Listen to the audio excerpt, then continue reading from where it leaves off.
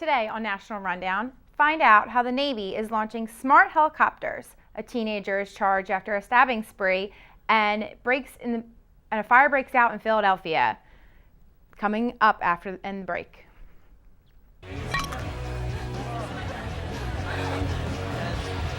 It's easy to tell if you've had way too many. But what if you've had just one too many? Buzz driving is drunk driving.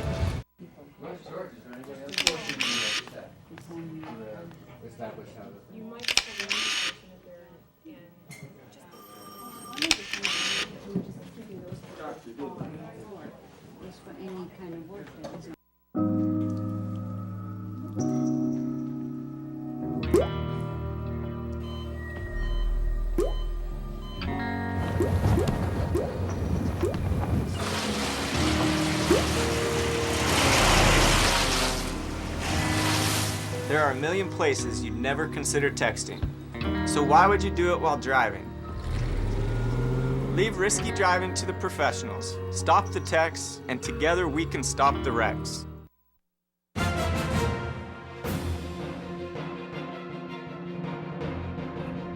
Hello, and thanks for tuning in to the National Rundown. I'm Deanna Miller. And I'm Liz Brister. A 16-year-old boy was charged Wednesday after he allegedly stabbed 22 people in a morning attack at a high school near Pittsburgh. The suspect has been identified as Alex Harabal, who is being charged with 4 counts of attempted homicide, 21 counts of aggravated assault, and 1 count of possessing a prohibited weapon on school property. He was jailed without bail. Let's go over to our field reporter to find out more about a fire that destroyed a business in Philadelphia. Where there is smoke, there are spectators. Market Street sees a lot of foot traffic, but with a fire at a popular store, the nearby sidewalks are packed with people watching the commotion. Folks who are blocks away from the area could smell the smoke. This couple came from 10th and Callow Hill. He said, let's go down and see what's going on. Now we saw the smoke. Some just watched firefighters in action, others took photos. Phil Umity is an AT&T store manager across the street. He was here when the building went up in flames. Now he's people watching, calling this a spectacle. I think it's weird that people are literally just not doing their jobs and just standing there watching a building burn down. You know what I mean? That's always a little odd. Some folks decided to eat lunch outside to watch the scene, but Ellen Yin had a good reason. She owns 2 restaurants nearby. We can't go inside the restaurant, and just so that we're accessible to the fire department and gas department. This man lives next door to the Suit Corner, but was at work in media. He ran over when he heard about the fire, concerned for his dog Moon. But he was relieved when he saw Moon being held by strangers. That was my biggest concern. I mean, obviously stuff can get repaired, but you can't get this replaced. Scientists at the University of Louisville in Kentucky are attempting to build a human heart with a 3D printer. The ultimate goal is to create a new heart for patients with their own cells that can be transplanted. It can be years or even decades before one of these 3D printed hearts can be put into a person. Medical students injected each other with a solution not meant for use on humans. The instructor mistakenly told them to use the solution, which ended up giving the students a burning sensation. The instructor is currently on paid leave. And teenagers are now turning to an unlikely and somewhat gross substance to get high: bed bugs. That's right, the tiny pests found in your bed contain a chemical called pH 417 that is a known hallucinogen. And teens are allegedly dying, crushing, and then smoking these bugs to get high. In Griffith, Indiana, it looks like we have a miracle. Locals are saying the Mary statue at St. Mary's Church has a tear-stained cheek and has been drawing attention. Ever since this phenomenon took place, people from all over have been witnessing the miracle.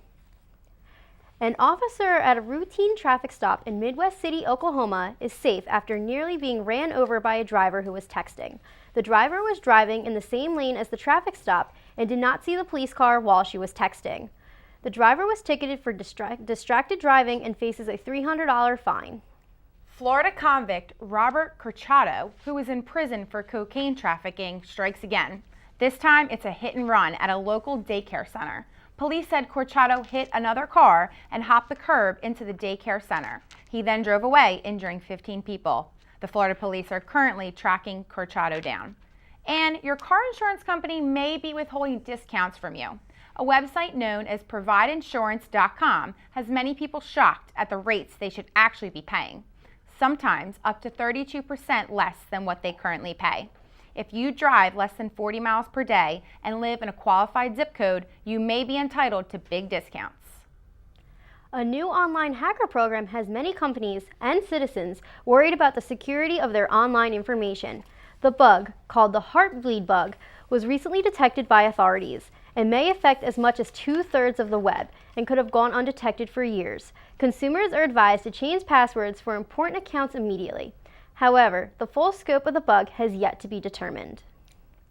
Coming up, Allie has the news on Stephen Colbert taking over David Letterman's job, and Lauren will talk about the deadly KinderCare crash.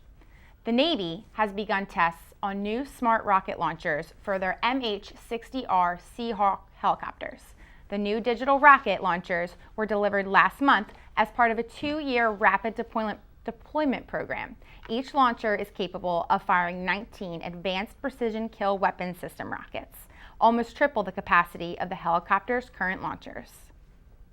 And now we'll find out who the late night host is with Allie Hodgson.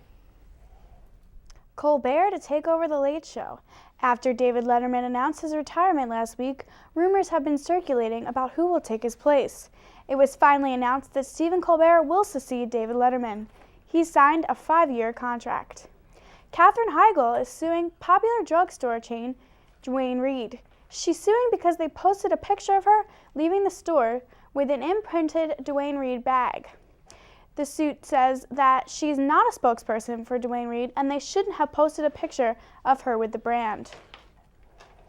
NASA-funded researchers say they have spotted the first signs of what could be an exomoon. This is a moon orbiting a planet outside of our solar system. In the study, researchers use a technique called gravitational microlensing, where stars can be analyzed as one passes in front of a more distant star. As this happened, researchers observed 2 objects close together simultaneously, passing in front of a faraway star. Cops are now training how to handle verbally ill threats. Dozens of cops are killed each year because of them. And because of the recession, the state's cut over $4 billion in funds towards psychiatric help. So now police forces are integrating mental health with training in over 3,000 departments nationwide. And now let's talk to Lauren about the felon who crashed into a KinderCare learning center. All right, Lauren, so first of all, do you have any updates on the crash? Well, as we mentioned earlier in our news run, yesterday, 28-year-old Robert Corchado was considered person of interest for the tragic hit-and-run accident at the KinderCare Learning Center in Orange County, Florida, that killed one 4-year-old girl and left 14 other children injured. This morning, the police have now issued an arrest warrant for Corchado. And is it true that this isn't the first time that he's been wanted by the law? That's right. According to Florida local police records, Corchado was just pulled over last week for careless driving. And if you can believe this, Corchado is currently involved in another hit-and-run case from last December, a case that involved property damage, and when he was finally tracked down, police arrested him for possession of marijuana, cocaine, and heroin in his car. Clearly, Corchado has had a long record with the police. Okay, so do the authorities know where Corchado is now? Well, after the crash, Corchado is believed to have rented a vehicle, and officials say that they got a tip that he was at the Orlando International Airport last night. However, he is yet to be located and investigations are still underway. All right, well, thank you, Lauren. Thank you. Of course. And now over to Jeremy Ryback with the World News Minute.